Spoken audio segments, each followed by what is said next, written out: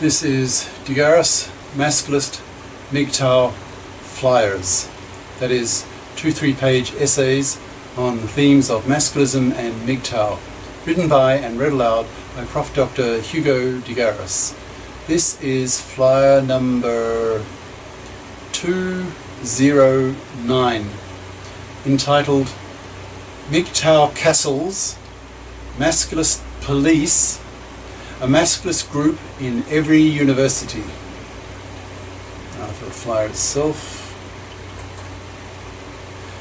MGTOW Castles, Masculist Police, a masculist group in every university. Prof. Dr. Hugo de Garis. Email profhugodegaris@yahoo.com. Website profhugodegaris.wordpress.com. I'm constantly struck by the political passivity of MGTOWs, who simply accept the gender status quo as a given, rather than seeing it as a parvenu, a recent interloper, that needs to be removed as a cancer from men's bodies.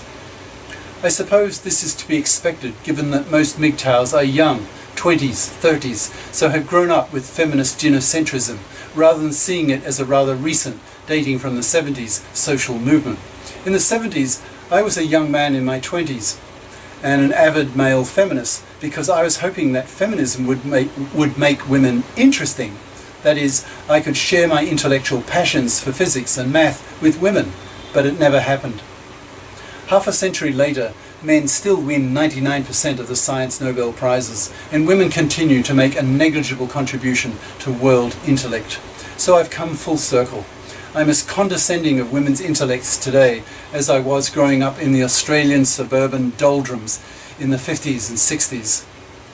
I looked at my school friends' housewife mothers and found them as paralytically boring as my own mother, who nagged my father constantly while watching stupid TV movies every evening.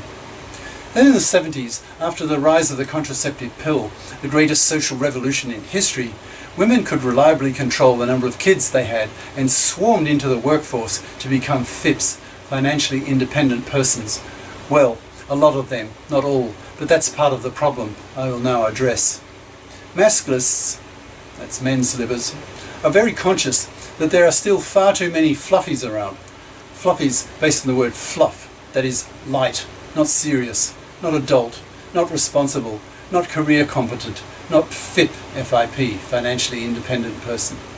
Are traditional women who expect to be able to parasite off a man's money, who still look on men as exploitable checkbooks. Masculists' primary political aim is to wipe out fluffies by refusing to have relationships with them, thus forcing them to rot on the shelf and be poor unless they convert themselves into being FIPs. Masculists are aware that ridding the world of fluffies will solve many of the gender issues that afflict men. For example, the financial massacring of tens of millions of men in the US divorce courts that have been taken over by fluffy feminists, that is, feminists who still have fluffy attitudes when it comes to men.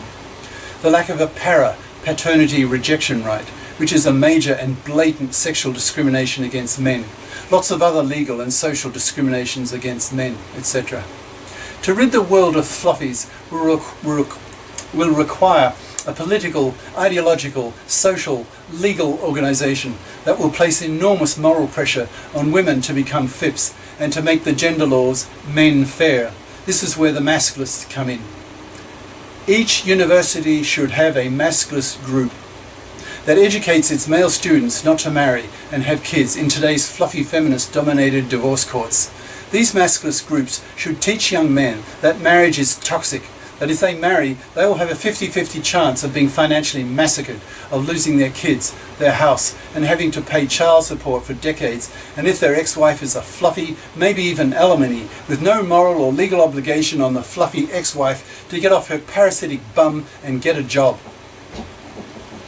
These university masculist groups should push for the making of menfair gender legislation and harangue the female students, half of whom are studying career-incompetent majors, who in their 30s, when their biological clocks are ticking, will start looking around for some robot male, a traditional male who expects to be parasited upon by a fluffy wife, to parasite upon, and who can pay for her to live in a middle-class house and raise her kids. The universities desperately need masculist groups to restore the balance against the feminist-dominated atmosphere. If a feminist harangues a male student about rape or whatever, he can slam back with an accusation that women is a future.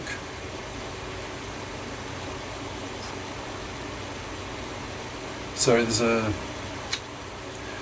a typo here. I'm trying to figure out what the sense is. With an accusation that woman, I think I've written the wrong word,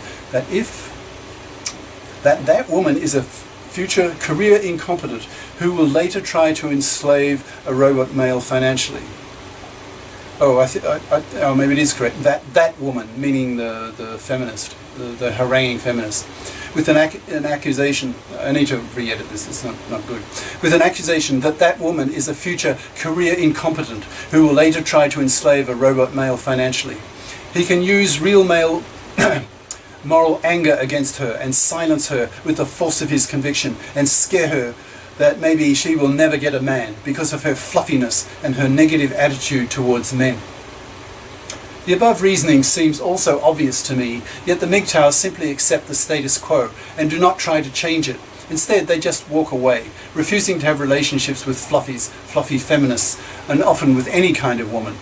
The disadvantage with this strategy of just walking away is that those social forces and ideas that are creating these male-dumping feminists are, and especially the fluffy feminist-dominated divorce courts, will, in capital letters, continue to exist. There will be little to stop them, whereas with large numbers of university masculist groups, one in every university, a collective masculist consciousness will arise and society and the laws will change, which is what the masculists want. To make an analogy, and hence the point of the title of this comment, the MGTOW approach of this flyer. The MGTOW approach of passive resistance, of simply walking out of marriage and not having children, 70% of young men under 35 in the US refuse to marry, will not solve men's problems at its source, that is, feminism and fluffy feminist laws will continue to exist and hence continue to afflict men. So men will need constant protection against them. That is, men will need MGTOW castles to protect them against the feminist pillages of men's lives and money.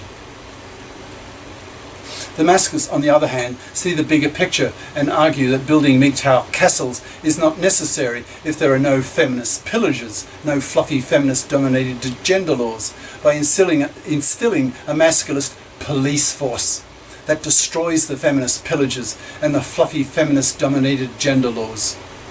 Historically, castle building died out once nation-states arose with their national police forces, which were set up to arrest the pillagers. In essence, the MGTOWs react to the feminist-dominated gender status quo by building castles, whereas the masculists destroy that status quo by installing a masculist police force. When nearly all women have a powerfully socially conditioned expectation created by the masculist police force that they are to be fips or they will not get a man, then men's lives will be a lot better than they are today, where nearly half of them are being financially massacred in the divorce courts. So, to you young women reading this, if you are university students, my strong advice to you is to set up masculist groups at your universities and build up a powerful national and international men's movement to create a masculist police force rather than building MGTOW castles. Destroy the enemy at its source by wiping out fluffies and fluffy feminists, masculist style, with a masculist police force, rather than just protecting yourself against fluffy feminist pillaging with MGTOW castles.